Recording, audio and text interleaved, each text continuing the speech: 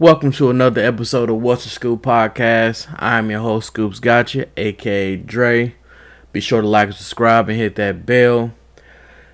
This podcast is on your favorite streaming sites like Google Podcasts, SoundCloud, Spotify, Anchor, Spreaker, and Amazon Music. The link to those will be in the description box below. This is episode 9, and today we're going to be talking about college football week 2, and we're going to sprinkle in a little bit of a UFC 279. We had UFC, not UFC, we're going to talk about college football first, man. College football today was a little nuts. Bama, they beat Texas by 1 point in Texas. That was a good game. Good defense. Defenses on both ends. I didn't think that Texas was that good. So apparently I need to do more research on Texas. They do. I know they do got the Manning nephew, Peyton Manning and Eli Manning's nephew. I know he's not there yet, but I think he's there like the next year or two or something like that. But that was a good game. Notre Dame lost to Marshall at home. I don't know how Notre Dame lost to Marshall at home, but Notre Dame lost to Marshall at home. Yeah, and I think they paid almost like $1 million or something. They paid Marshall $1 million to come play them in Notre Dame. Yeah, to me, I don't think that Marcus Freeman, the head coach for Notre Dame, is going to be around very long. I think that with them losing to Marshall, because they were ranked 8th today, coming into today, I think that they will probably be out of the top 25. Losing to Marshall at home is pretty bad. Like last week, they played decent against Ohio State in the first half, but then that second half is like they just fell off. So, but yeah, them losing to Marshall, hosting Marshall, yeah, bro. I don't think that Notre Dame should be ranked. I think they should just fall completely out of the top 25. If anything, they should be between 20 and 25. But I think they should possibly be out of the top 25, if you ask me. Scott Frost and Nebraska, they lost to Georgia Southern. Scott Frost has basically struggled since he's gotten to Nebraska. Former Nebraska Cornhusker. If I remember correctly, I think he was a former quarterback for Nebraska. He did pretty damn good at UCF, Central Florida. He has some good-ass teams going undefeated and everything like that. And, I mean, sometimes when you come from those, I think it was CUSA, wherever he was with the Central Florida, when you go from them to the Power 5 conferences, shit can get a little tough. He struggled. I think he might have. I don't know. His record ain't too hot. It's not too hot in Nebraska. But I honestly think that I read something to where they said that his contract after October 1st or something like that, I think his $7 million, his contract price drops like by $7 million or something like that. So I think that he'll probably be gone. I think him losing to Georgia Southern today kind of seals the deal for Scott Frost and Lincoln. Yeah, it's been pretty bad. I think he should probably go back to a small team or something like that. Or that's crazy because he was a hot name for a while in the coaching carousel. But that sucks for him. Michigan, Michigan made the change at QB. J.J. McCarthy, the sophomore, he basically took over. He went 11 of 12 today, 3 TDs, 229 yards. He looked pretty damn good today himself. I still got Penn State winning the Big Ten. They won today. Yeah, I don't know, man. Penn State, Ohio State, in a Big Ten championship. I don't know. We'll see. I don't know, but Texas A&M, they did pretty bad today too. They lost to Appalachian State at home, 17-14. This is the same team that went toe to toe with North Carolina last week. North Carolina, I think it was like it was in the 50s each for both teams or something like that. But that's because North Carolina got a terrible defense. North Carolina barely won today. But I still got we'll talk about that later. But Texas A&M losing to Appalachian State is a little nuts. Jimbo, you got one of the number one recruiting classes, man, and the word around town is that they saying that you can't coach when you got good teams, and they're saying this is one of the best teams Jimbo has ever had. I said this on episode 6 or 7, college football. I said it that this is one of the best college football team talent wise Jimbo Fisher has ever had, and yeah, I don't know. But they lose today, 17-14. I still got them in the national championship. I don't know. We don't know how this is going to go. To me, honestly, what keeps them in the national championship hunt is if they beat Bama. If they beat Bama, then I feel like they can win the national championship. They just got to beat Bama. Because if you beat Bama, Nick Saban and all of them, I feel like that kind of like solidifies you in the college playoffs. But you can't lose no more. Yeah, this is tough. That's a bad loss. And they were at home too. I don't know how you do that. You only put up 14 points. That's pretty bad. Speaking of, I was talking about North Carolina. Pitt lost today. North Carolina won today, but I had Pitt or UNC potentially meeting Clemson in the ACC championship. After first 2 weeks, first two weeks, I'm gonna go Miami versus Clemson in the ACC championship. That's probably what it's gonna be. I still got Clemson winning the ACC and getting in the college football playoffs as a number 2 seed. But yeah, my Jayhawks, they won today. They beat West Virginia on the road. They looked pretty damn good today, bro. 55-42.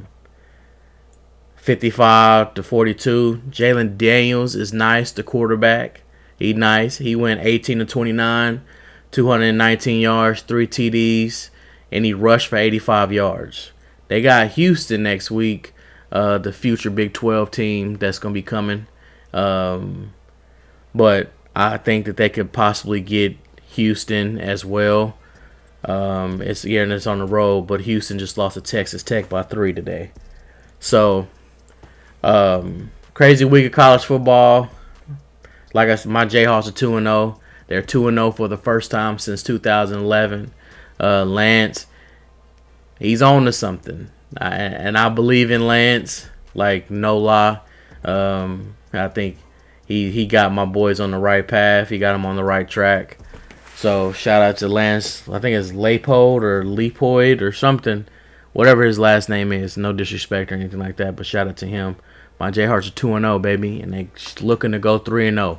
Before the season started, I said I'm okay with 4 wins. 4 wins. But the way they've been playing, they could possibly be a bowl team. Possibly be a bowl team. If they don't get the bowl, they don't win 6 games, cool, whatever. But I see the progress. I see the progress. Now, let's get to UFC 279. 279, UFC 279 was a complete shit show.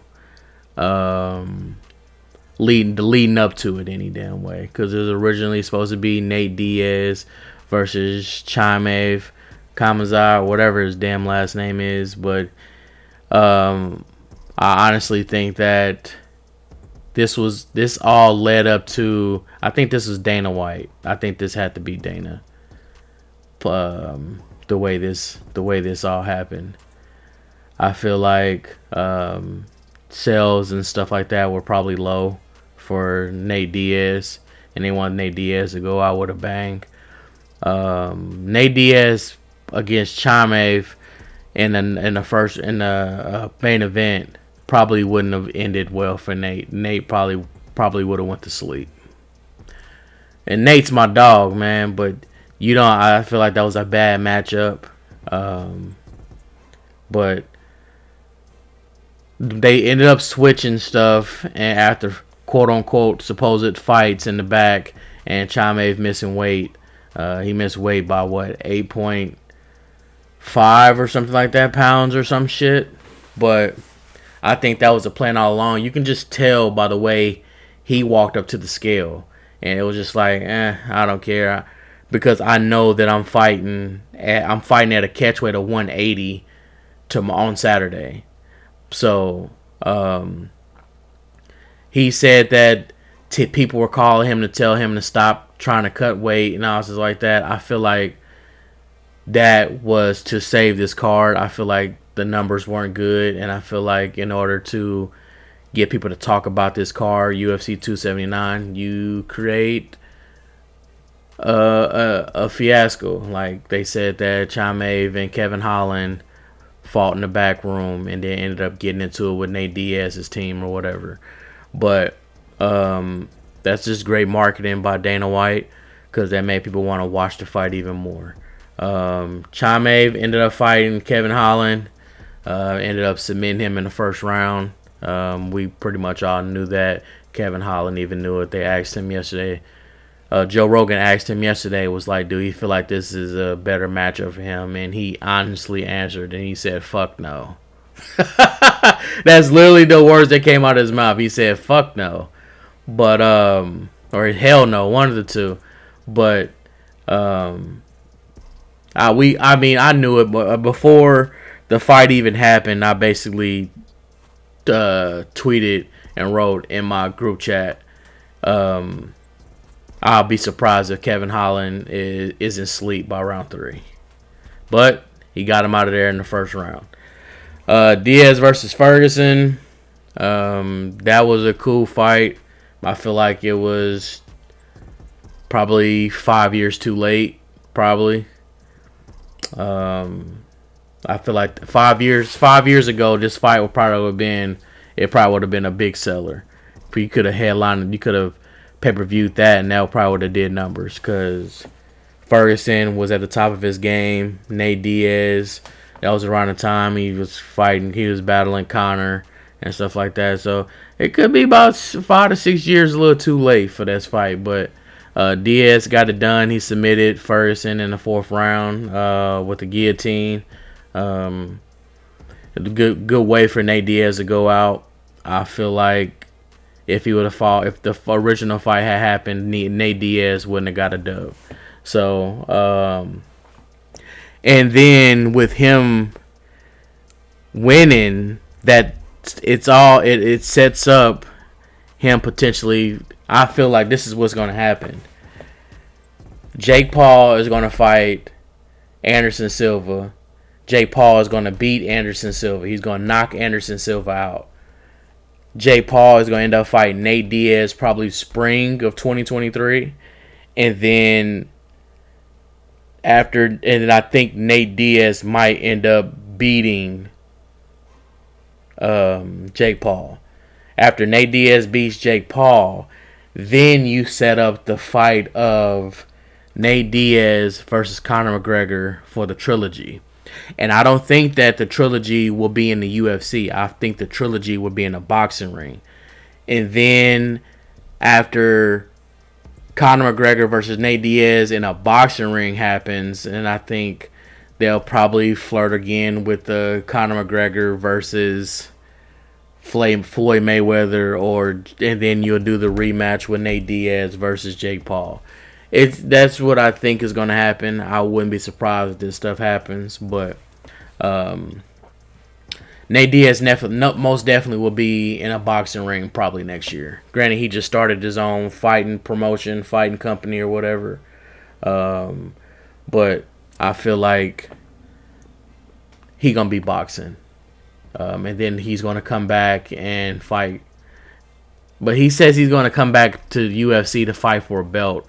I don't think Nate Diaz ever fight for a belt unless Conor McGregor somehow gets a belt at 170.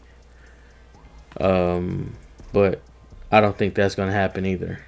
So, but yeah, man. Li Jingliang was robbed versus Daniel Rodriguez. I don't know what the hell them judges was watching. I don't know what they was watching. Them judges should be fired, honestly.